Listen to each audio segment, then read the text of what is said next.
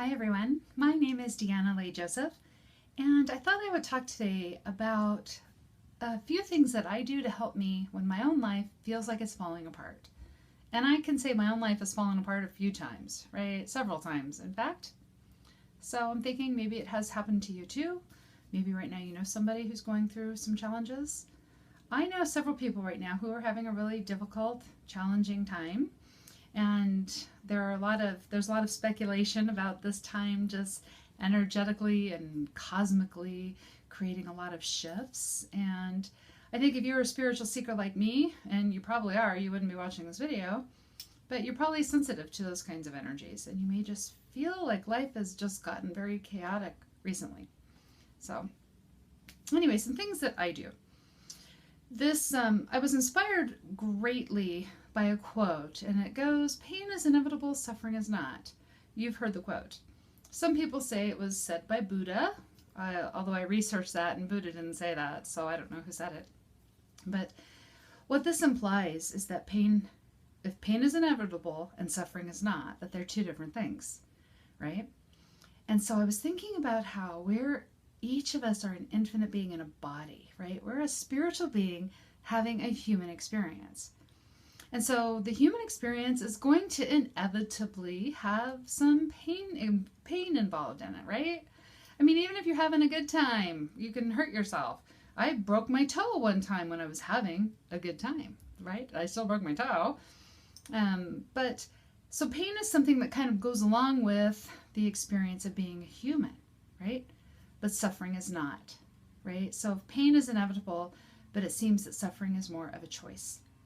A lot of people use these words interchangeably, and I used to, but I've chosen now, just because this quote is so meaningful to me, I've chosen to not use these words interchangeably. That I see pain as something that it just happens and we have to deal with it, but suffering is what happens when we're not dealing with the fact that we went through something painful, okay? Most religious and spiritual philosophies support the idea that if something terrible has happened, there must be a metaphysical reason behind it. So somebody who's really religious, if their life is in turmoil, then they might say something like, "Oh, God is punishing me," right? Or "God is testing me," okay? But even really spiritual people can get caught up in this idea.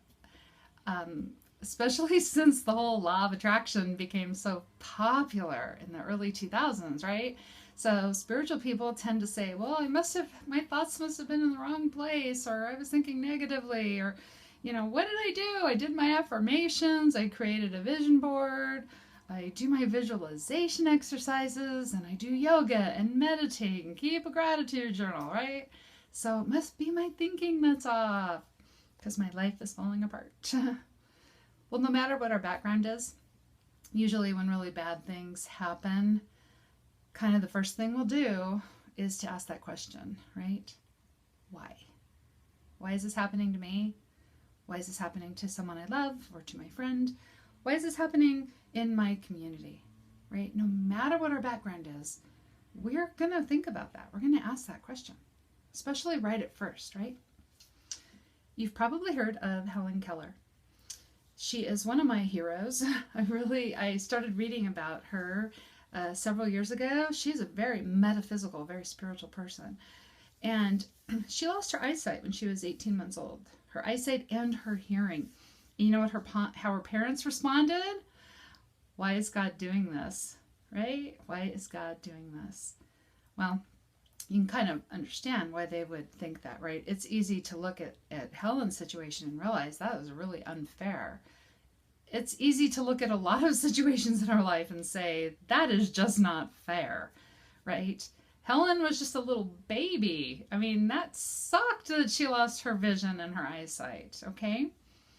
But we all will have experiences that are really unfair, and we can't explain them.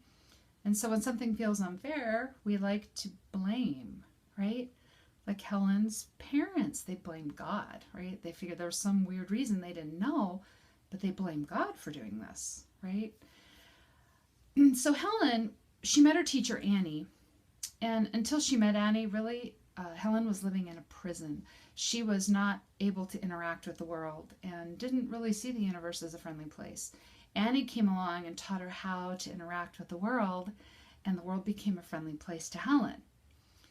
So Helen grew up, and teacher Annie stayed with her, and one day Helen was meditating, and she came to the conclusion that she had this really powerful metaphysical experience where she had astral traveled to Athens, right? She really believed that happened. So when she came to, she said this, and I'm going to quote her. "It was clear to me that I was a spirit. Space was nothing to a spirit. In that new consciousness shone the presence of God, who is a spirit everywhere at once.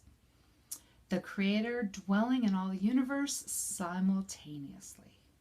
Right? So Helen saw God as an everywhere present force. All right? Helen accepted her life. She did not blame. She didn't judge. She accepted the package of her life, but she didn't accept it as a disability. She accepted it as a directive, a way for her to live her mission or her calling, right? She really believed that was her purpose on earth and at that time, to teach the blind people to see and the deaf people to hear. And she was talking metaphorically, right? Not a physical disability. She was talking about an emotional one. So Helen accepted the package her life came in, and that was how she was able to live her mission or her calling, right? For us to live our mission or our calling, we have to accept the package that our life is in also. When our life falls apart, the thing that causes our suffering is actually not the event. It is our belief about that event. It is our inability to accept that that has happened, right? But that is the package our life is in, whatever that is. It's our life. The thing has already happened. Whatever that bad thing was, it's done. It is done.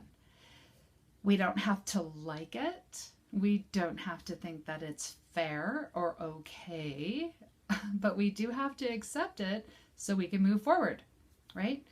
If we don't accept it, we stay stuck in it, right? So for myself, when I have been having trouble accepting the package that my life was in, the first thing that I do is I remind myself that divinity is an everywhere present force. There's no place that source energy is not. It is in the unseen, but it is also everything that is in this third dimensional experience that we're having. So source is an everywhere present energy. We are an extension of that energy. We're an individuation of that energy. So source energy stretched out a ray of light, and we're at the end of that ray of light. Okay?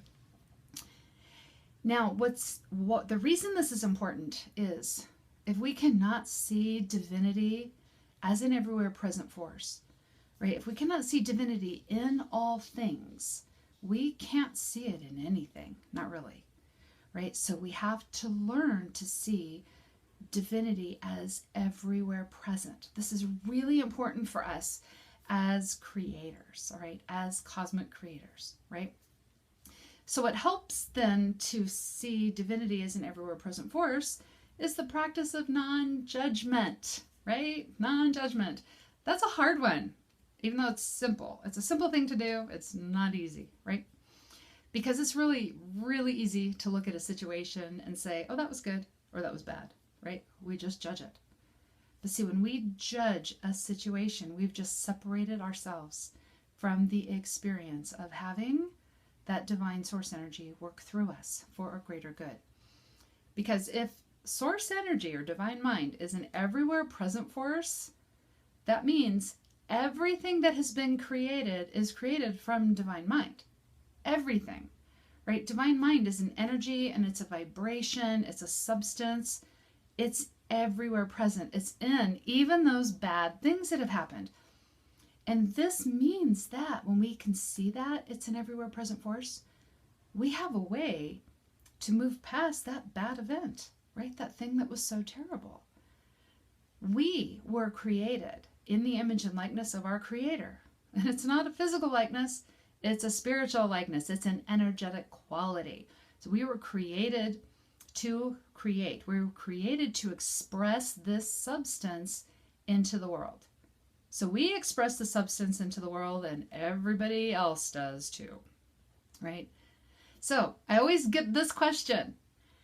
All right, if everything is a creation of source energy, right, an extension of source energy, then why are there bad things that happen?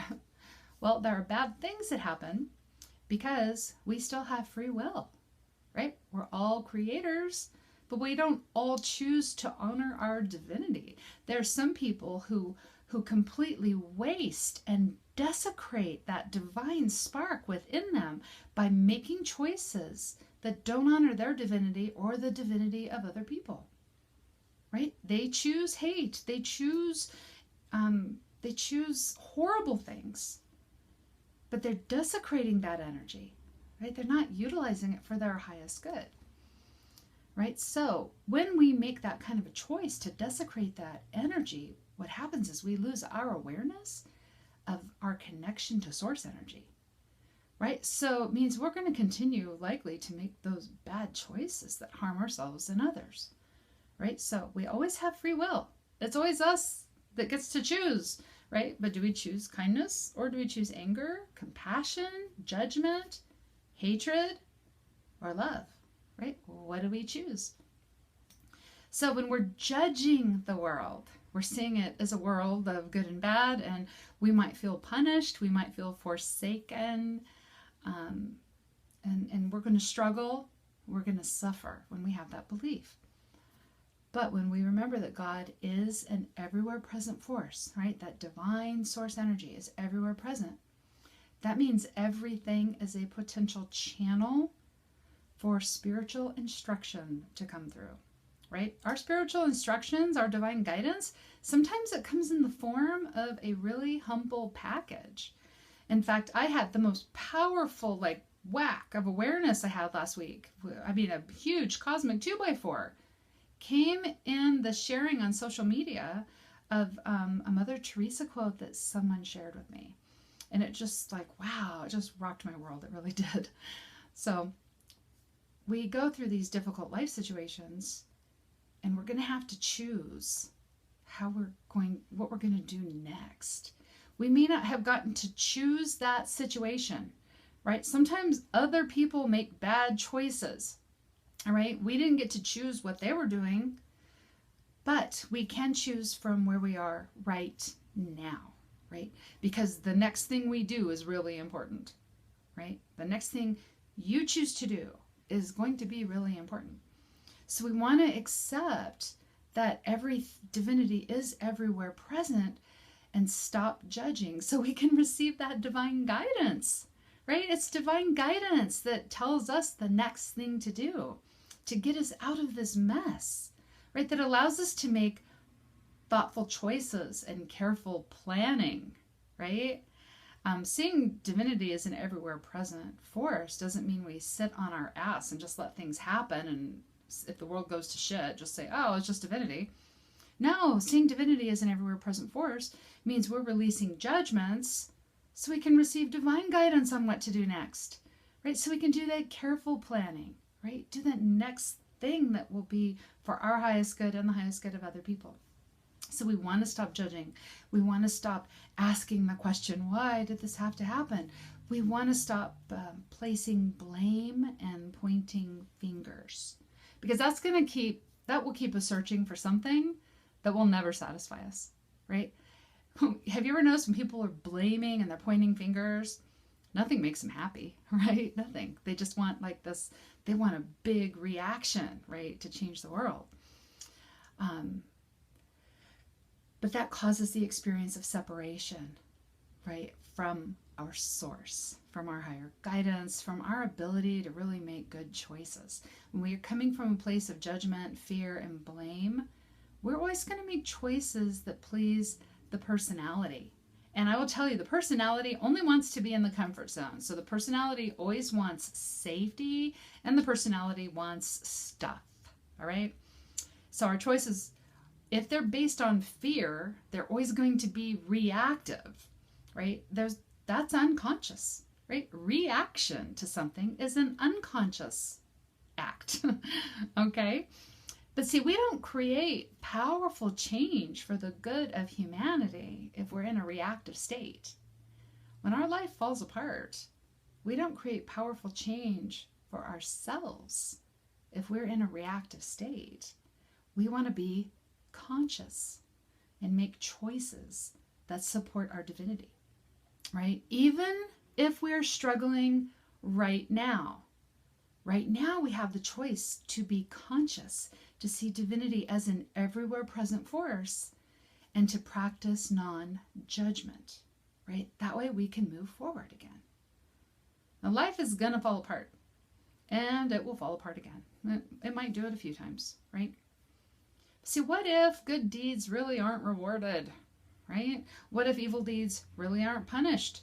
It really looks that way sometimes when you look at the world. That is how it looks. There is a lot of unfairness. But what if all of life, in its seeming unfairness, is just about expanding into our own awareness of who we are, an infinite being in a body, and where we come from, which we are an extension of pure source energy put here to create, right? So what if it's about expressing our soul level gifts? What if it is about being in alignment with source energy by spreading love and compassion, right? You can experience love and compassion and still fix things, still fix your life, still get out of a horrible situation, right? We just can't do this if we're judging. We can't do this if we're blaming something or someone, right? Because if we're seeing it as wrong, what we're basically stating is that that's wrong, and I can't grow or gain any wisdom until everything is right, until the world looks how I want it to look, and then I can be happy, right? You've heard that before. I'll be happy when, right? When we're going to be stuck if we think that everything out here has to be a certain way before we can experience our own divinity, right? There's a quote from an author named John Welshons, and he says, God protects us not by prohibiting anything bad from happening in our lives, but by giving each and every one of us as standard equipment when we are born, everything we need to handle anything that happens to us, right? To handle anything. That means we have, through our divine nature, we have infinite problem-solving skills, right? Again, it's not about being passive and sitting back on your ass. It is about connecting to that divinity within you, having awareness of it, and enhancing your problem-solving skills and making excellent choices that move you forward, right? Life really should be about joy and love. Even the great teacher, Jesus Christ, he said he came here not just so that we could have life, but to have it more abundantly, right? That doesn't change the fact that we're still going to have heartache and pain in our life. All of the great spiritual teachers of the past, they taught connecting to that divine source within, but they didn't give a promise that when she made the connection, nothing bad would ever happen, right? More, it was like the promise that if you make that connection to your inner divinity, right, to that soul that's residing in your body right now, that even if there are hard times, you will always have a way to work through it, and it will make the landing softer for you, right? Seeing divinity as an everywhere present force, practicing non-judgment, it helps us to create a better world, a more beautiful, loving world. It's not about being okay with bad things. We don't have to be okay with all the horrible things that happen. But it is about putting ourselves in a space where we create a solution to the problem instead of being part of the problem, right? Only fear. Fear is what makes us part of the problem, right? It is connecting with that inner divinity and seeing divinity as an everywhere present force that allows us to become part of the solution. The great poet Rumi said the wound is the place where the light enters in, right? We have the power to recover. We have the power to grow that light, no matter what horrible situations we've gone through. There are many cultures, including the Tibetan Buddhists, who believe that we are all beings of light. Every one of us, we were born into this world to bring in more light. So our true nature is that light. It's the love and the compassion and the powerful creative force. We discover this nature by becoming aware of that source that works through us. We're here to know ourselves as an infinite being in a body. We're not the body. We're not the personality. We are a soul using this body right now for divine expression. So we're here to experience that divinity working through us. And we allow our life to be good, even abundant, when we allow the expression of our divine nature. Because that's what we came here for, right? To express our divine nature. Life is going to fall apart. It will. But we can still have a life filled with joyfulness and love. We can, absolutely, we can have that. The greatest masters that ever walked on our planet, they had difficulties and challenges and even tragedies too. But if we're here to bring more light into the world, we want to be able to look at every situation, no matter what, as another way to express that light, right? Every situation. Times change, and it's the nature of our existence to change and to keep moving forward. It's the nature of the soul to constantly expand and grow. That's what the soul wants to do, right? Eventually, what is hard and painful will give way to something soft, right? All we have to do is just when life falls apart, we just want to remember who we are. We want to remember who we are and where we come from. Because right now, your soul knows the journey that you take. And you are blessed. You are a divine child of a loving creator. And you were put here with a tremendous cosmic support system. So you do not walk this path alone. Thank you so much for tuning in today.